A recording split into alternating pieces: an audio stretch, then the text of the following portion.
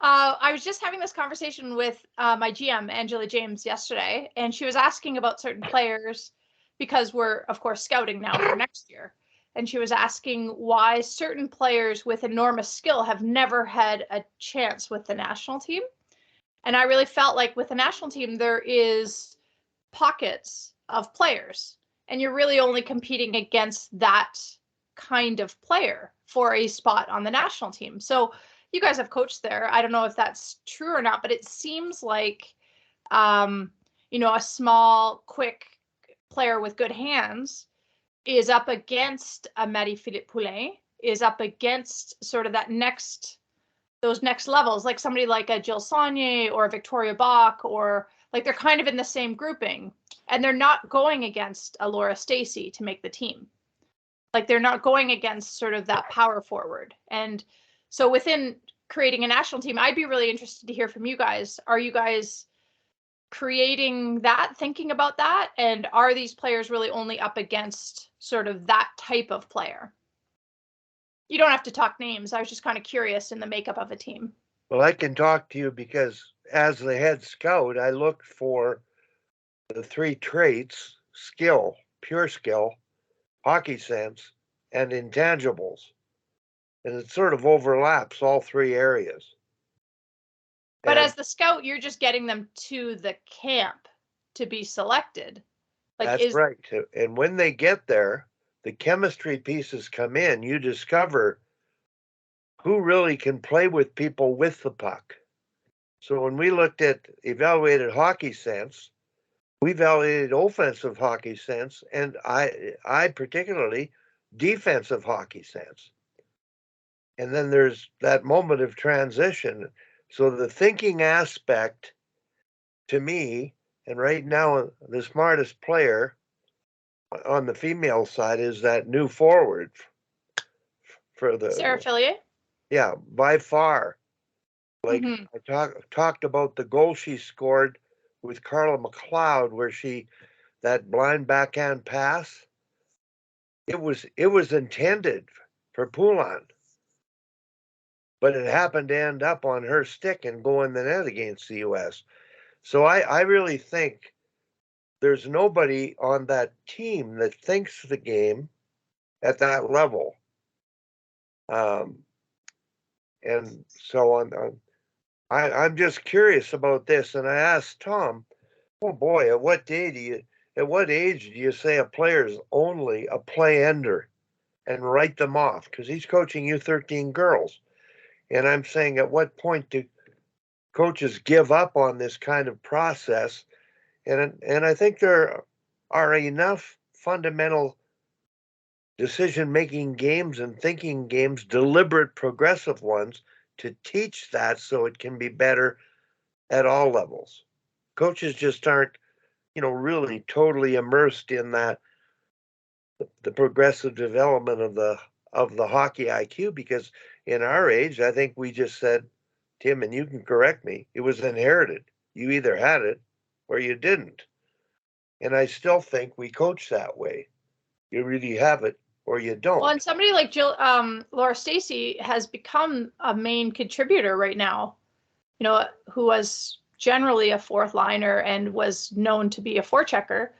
The last 5 games of the rivalry series has sort of been one of their mainstays in terms of creating offense. So I don't know, maybe she's worked, maybe just being in Montreal with Danielle Sauvageau and Marie-Philippe Poulin. I mean, that she can't help but learn all of these traits. I don't know but yeah. So when you're creating the team, are you like, can somebody only make the team if they replace a player that was similar to them?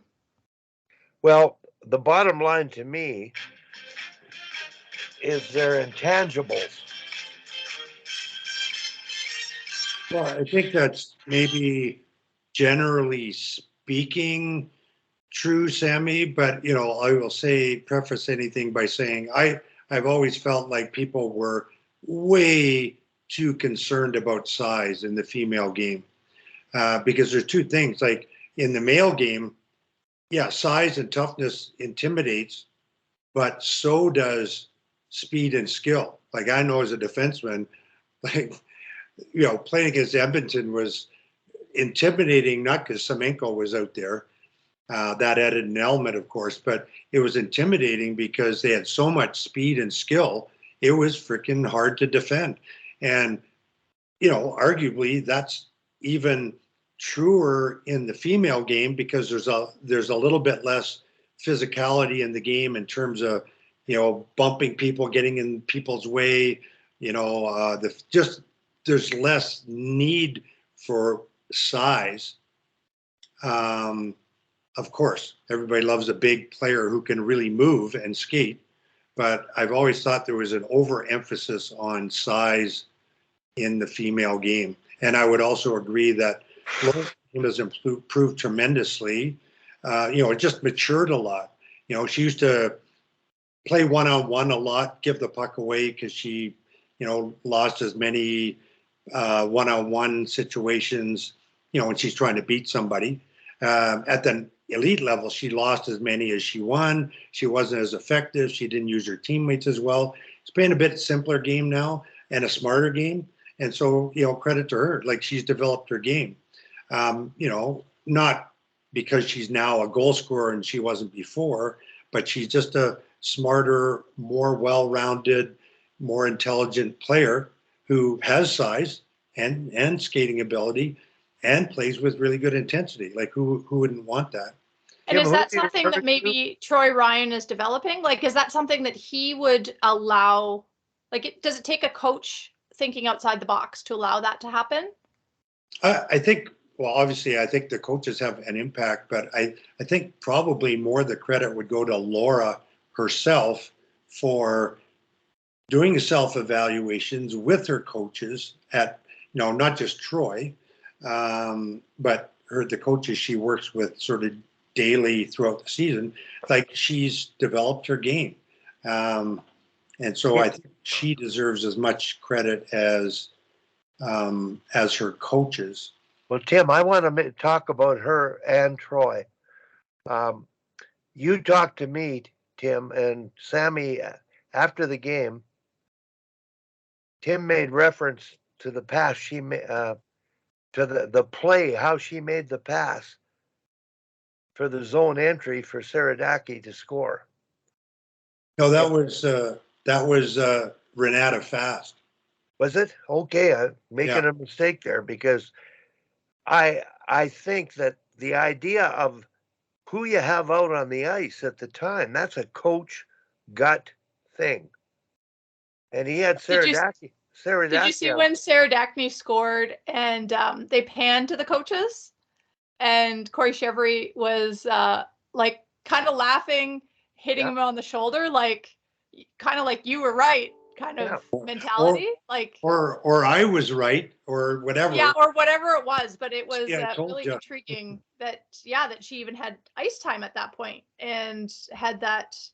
Yeah, it's a nice change to see within the system that he is developing a lot of those players. It's almost like they had the discussion like, hey, should we put this first game player who's skilled, should we let her play 3-on-3? And one of them probably said, well, you know what? We might as well, now or never. Yeah. Like, how are we going to find out? And they were like, yeah, see, it works. I got a story about the same thing, the art of coaching. What we're talking about is the ability to coach with your gut. And the head coach ultimately has to make those decisions, but he's influenced by the assistant. And I thought, watching them play 2 years ago, there wasn't that flexibility and thinking. Now this series is that kind of a series. You're experimenting, and you can coach with your gut. And I think the ability to let them play, in quotation marks, and bring out their qualities, you don't know if you don't coach that way and allow them to play and make mistakes and learn from them. The players will rise to the occasion. So I have a story from Danielle Goyette. And it was a gut feeling when Kevin Dineen was coaching late in the game. And she went over to Dineen late in the game and suggested a line combination. and he went with it. They ended up tying and winning the game. So that's coaching by feeling. And when you've played a lot and coached a lot, and you get those feelings, I think somebody's speaker's interfering. So it started when Brack came on, so it's probably Hey, Brax, turn your speaker off. Anyway, that's my point about this whole process. You're always got to be learning. You got to be open minded to it. You can't stay with what isn't fixed, what isn't working forever. You try different things, and I think the ability to be flexible and experiment, within reason, where you're not going off the wall here and changing everything too often. And I think I totally agree that I like the National Women's Program now in the last 4 years, the way it's evolved. I think that Troy's experimenting with offense, I know, is a reality. Letting them play more offensively, stop overcoaching defensively. And that's happening. Now, getting back to the idea of